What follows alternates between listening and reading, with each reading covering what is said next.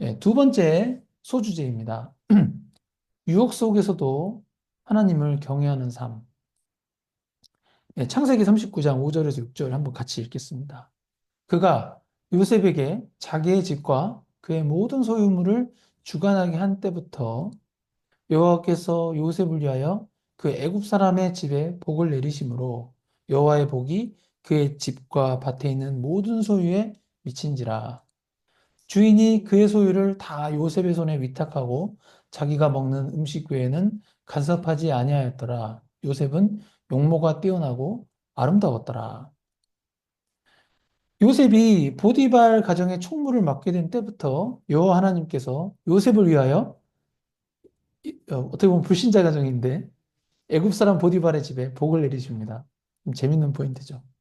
하나님을 모르는 보디발은 요셉이 일을 잘하여서 자신의 가정에 복이 임하였다고 생각했을 것입니다. 처음에는.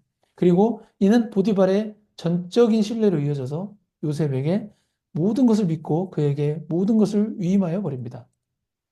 이렇게 되면은 비록 요셉이 노예 신분일지라도 보디발 가정 내에서만큼은 요셉이 인정받고 가정 총무로서의 어떤 권위, 권위를 갖게 되는 것입니다. 그렇게 되면은 요셉은 보디발의 가정 내에서 돋보이는 존재가 될 수밖에 없죠. 그런데 이런 상황에서 성경은 다음과 같이 말합니다. 요셉은 형모가 뛰어나고 아름다웠더라. 이 남자한테는 통상 잘생겼다고 하는데 얼마나 잘생겼으면 그냥 응? 아름다웠더라 이렇게 나옵니다. 노예인데도 불구하고 그의 용모는 노예 같지 않았음을 보여줍니다. 보디발 가정 총무로서 권위가 있는데 이게 외모까지 더해지니까 20대 청년이었던 요셉은 굉장히 매력적인 청년으로 보였을 것입니다. 그리고 그의 매력은 하나님을 모르는 보디발의 아내의 정욕을 격동시켰습니다. 정욕을 격동시킨 거죠. 네, 같이 읽겠습니다. 그 후에 그의 주인의 아내가 요셉에게 눈짓하다가 동침하기를 청하니. 같이 읽겠습니다. 여인이 날마다 요셉에게 청하였으나 요셉이 듣지 아니하여 동침하지 아니할 뿐더러 함께 있지도 아니하니라. 그러할 때에 요셉이 그의 일을 하러 그 집에 들어갔더니 그 집 사람들은 하나도 거기에 없었더라. 그 여인이 그의 옷을 잡고 이르되 나와 동침하자. 그러나 요셉이 자기의 옷을 그 여인의 손에 버려두고 밖으로 나가매. 이게 남녀 관계는 이렇게 은밀하고 치명적입니다. 예. 애굽의 권력자인 남편 보디발이 있는데 이 엄청난 권력자인데 아무 권력도 없는 노예인 요셉에게 성적인 매력을 느껴버린 보디발의 아내는 지금 이성을 잃었습니다. 한 번도 아니고 매일 일주일에 두세 번도 아니고요. 매일 요셉에게 자신과 불륜을 저질러 달라고 요청을 할 정도였으니까 이건 완전히 스토킹 수준의 집착이었습니다. 요셉과 내연 관계가 되면은 남편 보디발의 우산 아래에서 부자이면서도 권력을 향유하며 떵떵거리는 삶을 송두리째 상실할 수 있는 엄청난 리스크가 존재하는데 이 여인은 자신의 정욕에 지금 이성을 잃었죠. 자신이 가진 것들을 다 보지 못하는 거죠. 그래서 자신의 정욕에 충실한 삶을 살고 있었습니다. 우리 주위에 함께 살아가고 있는 불신자들도 이 보디발의 아내처럼 사실 여기는 성적인 욕구만 나왔지만 각종 정욕을 충족시키기 위해서 정욕에 이끌리는 삶을 살아가고 있습니다. 한번 같이 읽겠습니다. 빌립보서 3장 19절 시작. 그들의 마침은 멸망이요 그들의 신은 배어 그 영광은 그들의 부끄러움에 있고 땅의 일을 생각하는 자라. 우리는 보디발의 아내를 정죄할 필요가 없습니다. 그것도 하나님의 말씀이기 때문입니다. 보디발과 보디발의 아내도 창세기 39장에 기록되어 있기 때문에 그들은 하나님의 말씀입니다. 그죠? 우리는 그들에 대한 기록으로부터 하나님의 말씀을 배워야 할 뿐입니다. 예수 그리스도를 믿지 않는 모든 불신자들의 마침은 멸망이요. 그들의 신은 배요. 그 영광은 그들의 부끄러움에 있고 땅의 일을 생각하는 자들인 것입니다.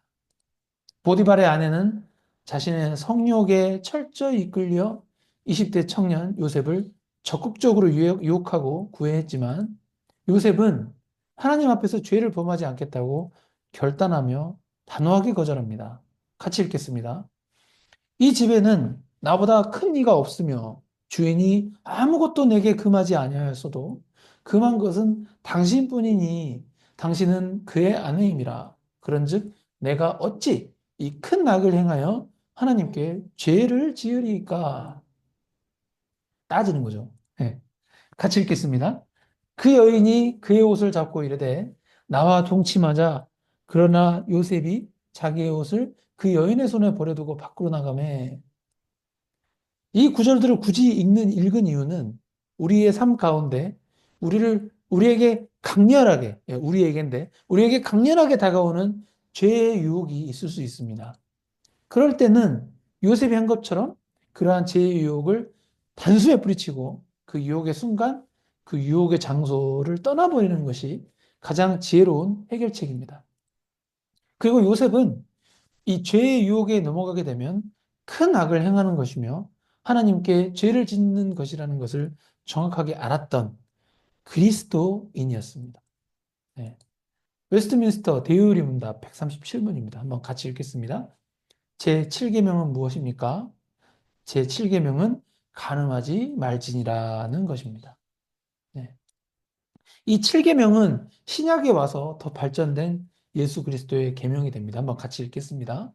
또 간음하지 말라 하였다는 것을 너희가 들었으나 나는 너희에게 이르노니 음욕을 품고 여자를 보는 자마다 마음에 이미 간음하였느니라.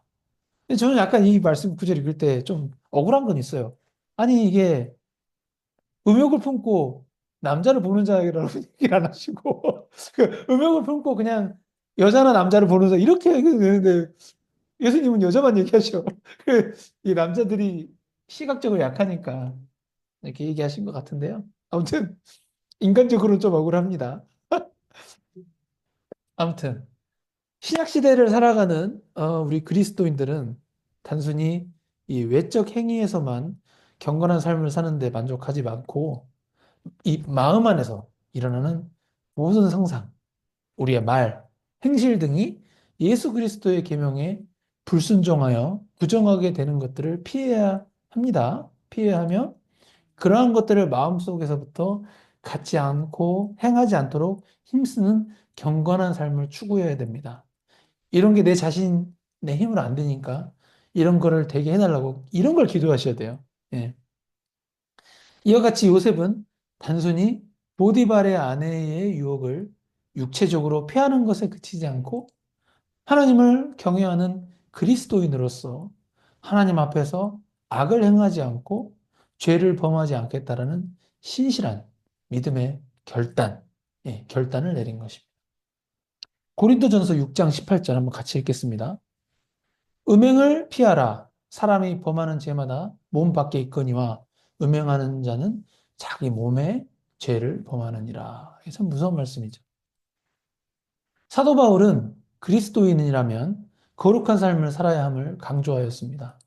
오늘날의 그리스도인들도 세상의 유혹에 넘어지지 않고 요셉과 같이 하나님을 경외하는 믿음 가운데 악을 행하지 않고 죄를 짓지 않기 위한 신실한 그리스도인으로서의 거룩한 삶의 태도를 가져야 하겠습니다.